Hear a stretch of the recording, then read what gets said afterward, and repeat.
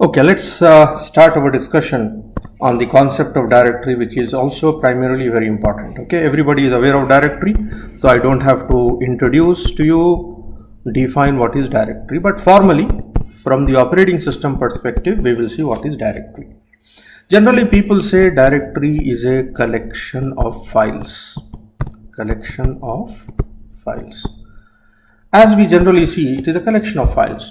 But as a computer science professional, you are not supposed to define directory as a collection of files. Directory is also a file, is a special file, we say. Special file that contains metadata of files. Metadata. The concept of metadata, you know, in databases, metadata of files. All right. So the concept of metadata, you know it, right? Data about data. That means file directory is a file, special file, and being a file, it contains data of the files, information about the file. That is why it is called metadata of files. Conceptually or abstractly, how do you view a directory? Abstract view of directory. That means as a user or programmer, how do you visualize directory as? That is called abstract view. Okay. So what is abstract view? Let me just show it to you. Okay. Here, let me just, okay, abstract view. As an abstract view, you can visualize directory as nothing but something like this. Now, these are called directory entries. What are these called as? Directory entries. With the philosophy that, so like that many, this is one directory entry. So let me write directory entry. What do this directory entry contain? This directory entry is per file. Directory entry per file. Every file will have one directory entry. You have to remember and conceptualize this. Every file will have one directory entry in the directory. What will this directory entry contain? It contain attributes of the file. Attributes. It contain attributes of file. Like all the attributes which I have described earlier in my earlier video. So all those attributes of the file are kept in directory. So this whole directory entry is meant for file 1. This directory entry is meant for file 2. This will contain attributes of file 3. This will contain attributes of file 4, like that. Directory entry. This is a conceptual abstract view of directory. But how is directory implemented? But before see the implementation, let us briefly talk about directory operations. Now, because directory is a file, being a file, it supports a well-defined list of operations. So just like file, directory also has set of operations. So what are the operations generally performed on directory? See, we can create directory. We can open the directory, which is generally called, let me rub it off. Okay. We can open the file, open the directory. This is just like you are listing. Okay. You can rename a file in the directory. Generally, these operations we carry out, is it not? And then most important, we search for a file. Search operation is a primary basic operation of directory, search. Generally, we don't perform this operation on files, but in directory. Directory as a file supports search operations. And then we traverse the directory. So these are two special operations which are generally performed on directory, which we don't perform on file. What is that? One is traverse and the other is search. These are two distinct operations which we perform on directory. Now, an important question that you need to answer here, that you need to understand also here, which are generally performed on the directory, is called directory structures. What are different directory structures? Different directory structures. So let's review it. Directory structures. How is directory structured? Now this could be a 5-mark question in your exam, or maybe you can say at least 3 marks. I don't know, this is creating a problem.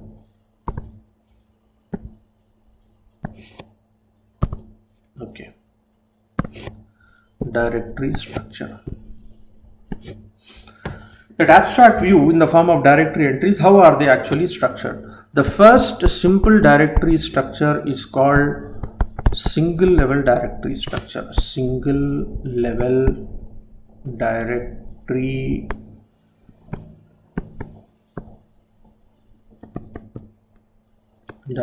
structure. Single level directory structure, diagrammatically I will show you, will look something like this. This is a directory. Means I will not have the concept of subdirectory, only one directory. This is a directory entry 1 for file 1, I told you earlier. This is directory entry for file 2. So here I will store the attributes of the file. Here I will store attributes of the file. This is directory entry for file 3. So like that it goes, file n. Single level directory structure. Okay. So this is the directory, these are the files, and the information about the files are kept here. Now the concept of simple single level directory structure is that it is very simple to organize. No subdirectory concept, no subdirectory. Okay. But the problem is, as the size of the directory increases, searching time also increases. Is it not? And moreover, I can have the problem of name conflict. Name conflict means I can't have two different files with the same name. Every file has to be different. Okay, every file name has to be different. That is a drawback of single level directory structure. So what did we said? Number one, number one, we said we have simplicity of organization. Secondly, as the size of the directory increases, the searching time increases, and therefore we have the name conflict problem. To overcome these problems, we can think of going in for a different directory structure, generally called second one, two-level directory structure. Two-level directory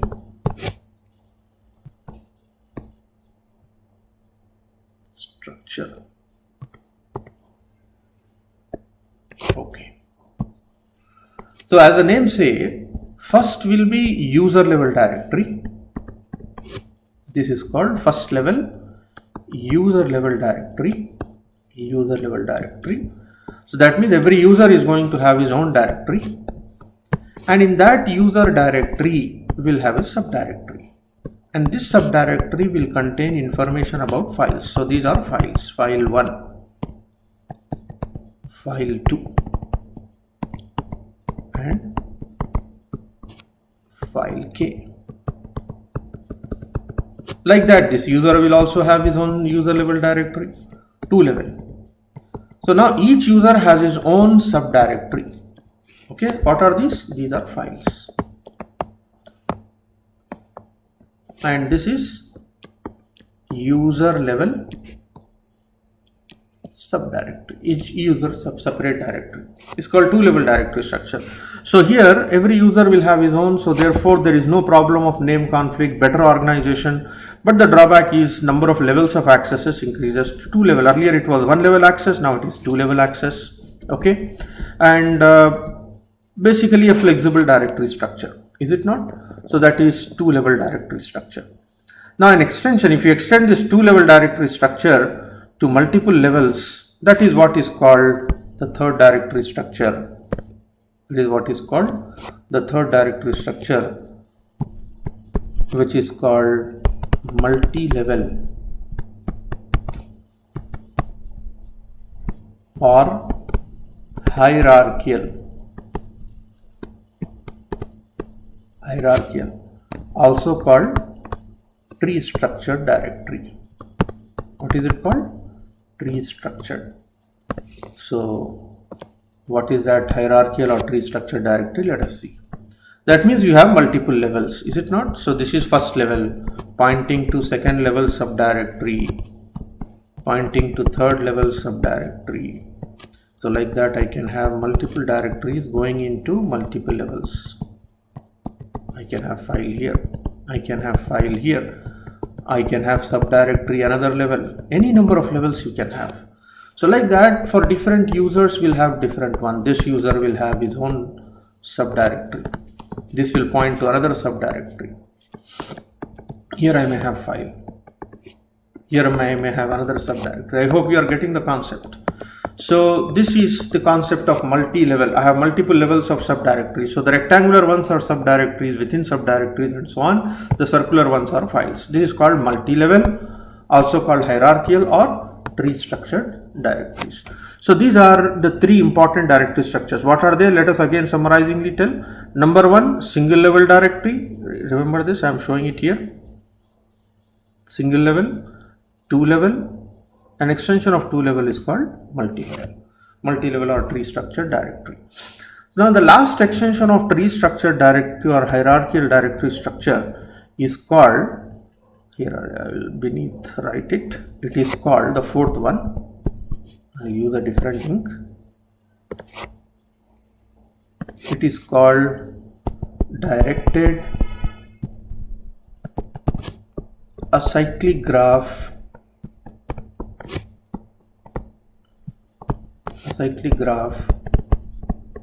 directory structure.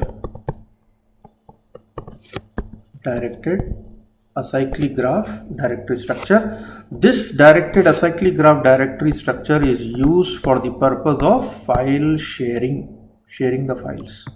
Now to explain the concept, I take the previous hierarchical structure, and from there I will explain to you the concept of file sharing. What is file sharing concept? Let us try to understand. Okay, so please follow. So imagine this is some user I and this is some user J. These two different users like you and me, if they want to share a particular file, like for example, imagine, I will slightly take the diagram below. Okay, say for example this user I, who is the owner of this file F, which is size 1 KB. So if this file is to be shared by this user J, because they are working on the common project, and for working on the common project they have to share the file, and the other user J want to share the file at this place.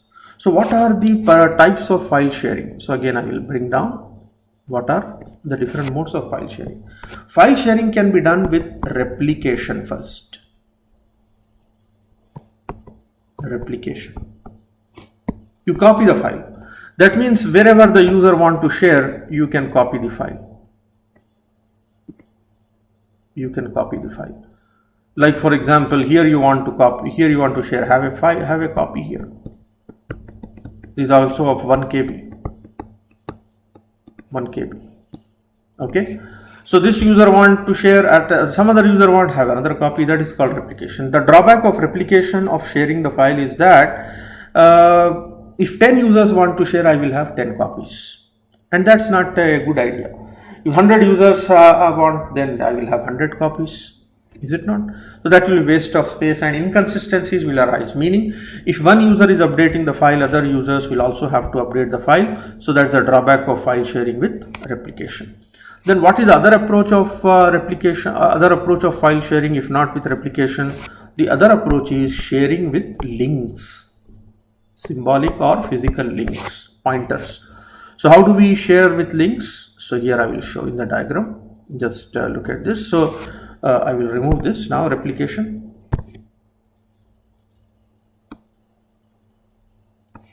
Right. So that means if this user J, I'll slightly take it up so that you can see the diagram.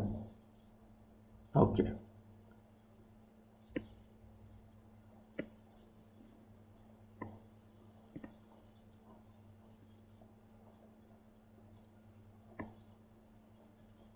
It's not getting clearly. Some problem with the software also. Okay.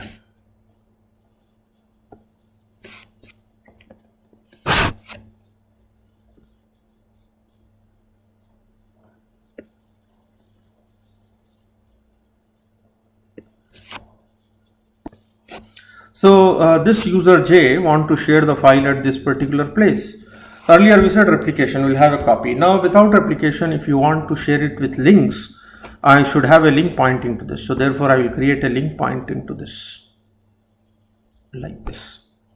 Now if you observe, this diagram is no more a tree structure, it's a closed structure without cycle. That is why it is called directed acyclic graph. Directed acyclic, directed and without cycle, directed acyclic. So it is no more a tree, it becomes a graph. It is called directed acyclic graph directory structure. So directed acyclic graph directory structure is meant for sharing the files with symbolic link or replication. So these are the 4 prominent important directory structures we studied. Again, I will summarizingly write it here. One is called single level directory structure, 2 level directory structure, tree or hierarchical structure, and the last one is DAG. So we have seen what is the concept of directory, we have seen what is the concept of directory structures, and what are directory operations. So that is the chapter dealing with directories. Okay, so this is what is called the file system review. Now in the textbook they describe one more directory structure. I want everybody to review it, to have a look at it. That is called basically general graph directory structure, where we can have loops. General graph is another directory structure. I don't want to draw the diagram here. It is similar to hierarchical structure that I've shown you. It is similar to directed acyclic graph directory structure, that is called general graph directory structure. The characteristic here is that you can have loops here. In earlier one, directed acyclic graph directory structure, you cannot have loops, but here you can have loops. So have a look at from the textbook, or in my PPT also it is described. It is called general graph directory structure, which is also used primarily in operating systems like Unix, Linux and Windows. They are all based on this hierarchical type, maybe as a DAG or maybe as a general graph directory structure. But the only problem is, if there are loops or cycles, then while we are traversing, we have to make sure that it should not go into infinite loop. The traversal should be performed in such a way that infinite loops should not happen because of the presence of cycles. So that aspect we have to keep track of it.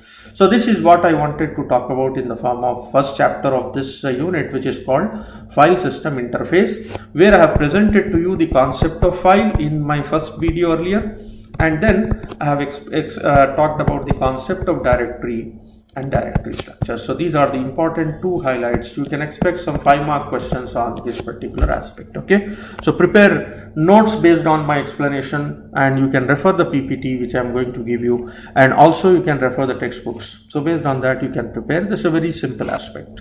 Okay, so next we have to look into a very important aspect, which is the main crux of this chapter, which is called file system implementation issues. So in the next video lecture, we will talk about file system implementation. Okay, right.